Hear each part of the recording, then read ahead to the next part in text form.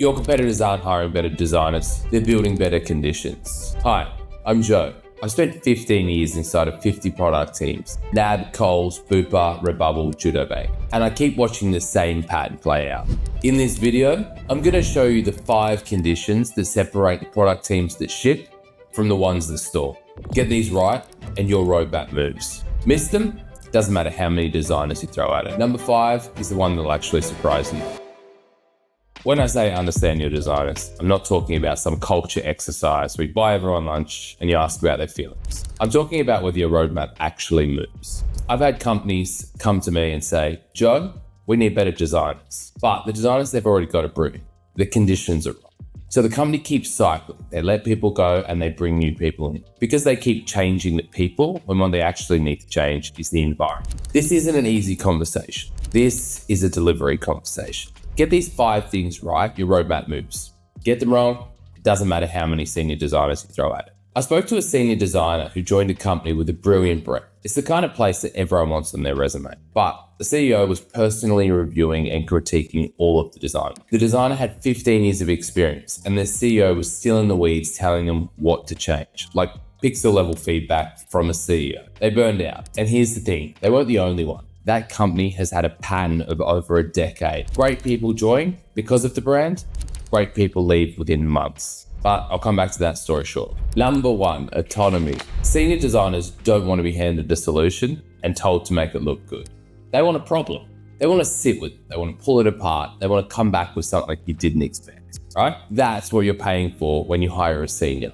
If you give them the answer and ask them to make it pretty, you're paying senior rates for junior work. And I see it all the time. We ran an engagement with Bupa, embedded one of our senior consultants, Nate, into one of their product teams. Big enterprise, complex environment, lots of stakeholders. And what made that engagement work was that Bupa gave us the room to actually diagnose the problem. Nate ran a full audit of their design system. They didn't tell him what it should look like. They said, here's where we are. Tell us where we need to go. And Nate came back with a roadmap that would change how things were done. Not a tweak, not a rethink. He took the GM and the senior stakeholders on that journey, and now he's leading the implementation. That only happened because they trusted him to think, not just deliver. Now, compare that with the other side. We've embedded a senior service designer, someone with 15 years of experience, into one of Australia's biggest retailers, and they've been completely tied up with middle managers who can't let go of how things have always been done. Service designers need enough rope. They need exec buy-in to bring all the right people into the room and get them aligned. But when there are too many constraints, the proven techniques these people have spent their entire careers mastering fall flat. That status quo you want to change, it never changes. If you've hired a senior designer, ask yourself honestly, am I giving them a problem or am I giving them a solution and asking them to color it in? Number 2, access. The best product teams bring design in at discovery stage, before decisions are locked, before the requirements doc has been written and sent around. The worst teams bring design in after all of that. And then they hand them a brief and say, off you go. I had a design leader tell me, and I'll never forget the way they put it. We're always lobbying to get involved earlier in the process. We're not just here to execute. Let us help shape the brief. And that stuck with me because I've lived the exact same thing in my own business. Before Tori was a design consultancy, we were doing contract placements across a bunch of different disciplines. We had a client, Telstra Health, and they'd send us work every month, but the work kept changing. Our team was never involved early enough to build any context. And when you're always playing catch up, quality drops. People get frustrated and that work suffers.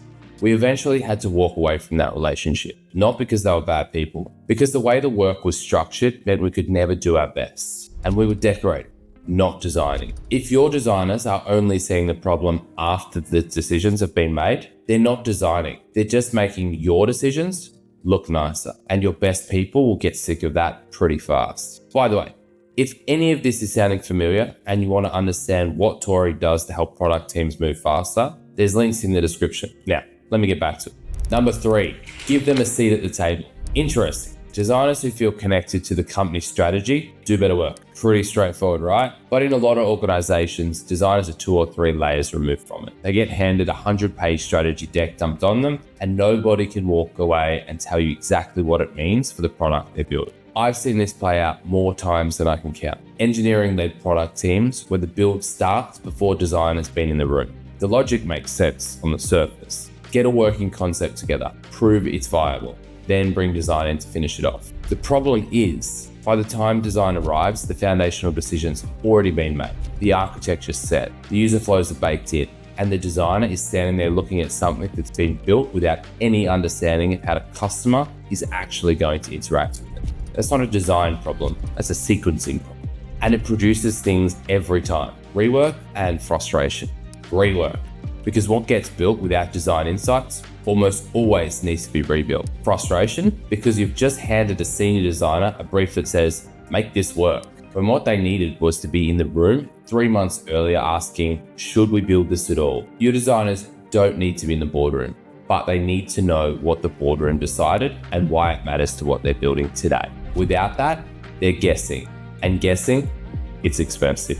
Number 4, protection.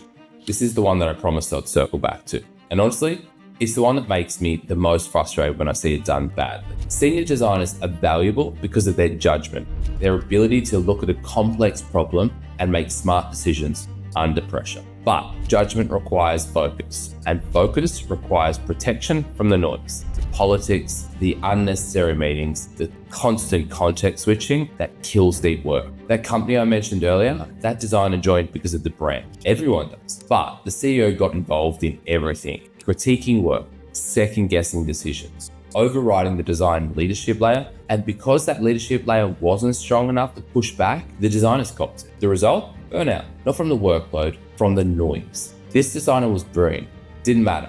The environment chewed them up, and they weren't the first. The company has been cycling through talented people for over a decade. Same brand, same problem, same outcome. I lived a version of this in my own business. When Tori niched down to design only, something interesting happened. Instead of moving designers across completely different industries and company types, we could place someone coming off an enterprise fintech engagement straight into another enterprise fintech. Same scale, same complexity, same types of stakeholders. And what that meant was they weren't starting from zero every time. The context carried over. They could add value from day one instead of spending the first few weeks getting their bearings. Protection isn't just about shielding your designers from a difficult CEO. It's about keeping your designers in the right context long enough to actually go deep. Disrupt that enough times, and even your best people start producing average work. If your designers are in 6 meetings before lunch and none of them are about their actual work, you're wasting the thing that you've hired them. Number 5, time. The best designers won't stay in environments that force them to ship half-baked work over and over. They'll tolerate pressure, they'll deal with tight timelines. But if you keep asking them to cut corners and ship something they're not proud of because someone decided it had to be done by Friday, they're gonna leave. Quality is their reputation.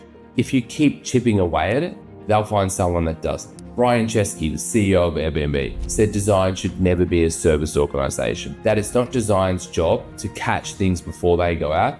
It's design's job to be there from the very beginning. Think about what he's really saying.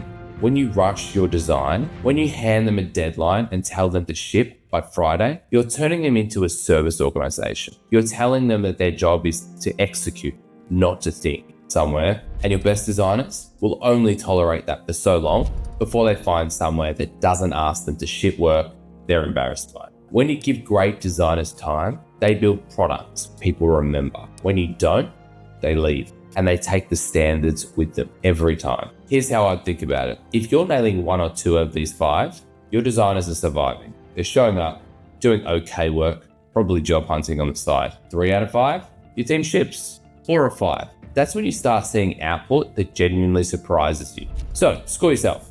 Right now, where are you out of 5?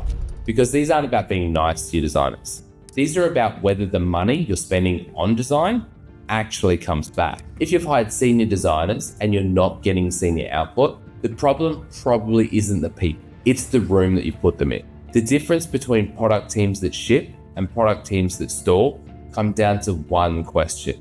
Do you actually understand your designs? Here's what I'd like you to do this week. One thing, sit down with your most senior designer. Don't bring an agenda. Don't bring a project update. Ask them one question. What's getting in your way? And then Just listen. I'll tell you where I learned this. When I hired Phil as our design director, the person who took Tori from a staffing company into a real design consultancy, something happened that hit my ego hard. For 15 years, I'd been the person managing every client relationship. I was the guy. And then Phil started managing. The clients loved it because Phil is a designer. He understands their projects in ways I can't as a business. Simply couldn't. He added more value to my own clients than I did. And I'm sitting there going, shit. So what does that make me? But that was the whole point. I stopped trying to be the expert and built the conditions for the actual expert to do their best work. That's the lesson. You don't need to be the smartest person in the room. You need to build the room where the smartest people can actually perform. If this resonated and you're building a product team right now, I've been doing this for 15 years. Sometimes it helps to talk to someone who's seen this pattern across 50 plus teams. If you want to have a conversation, links are in the description. And if you know a product leader who needs to hear this, share it with them. That's how this channel grows. I'll see you on the next one.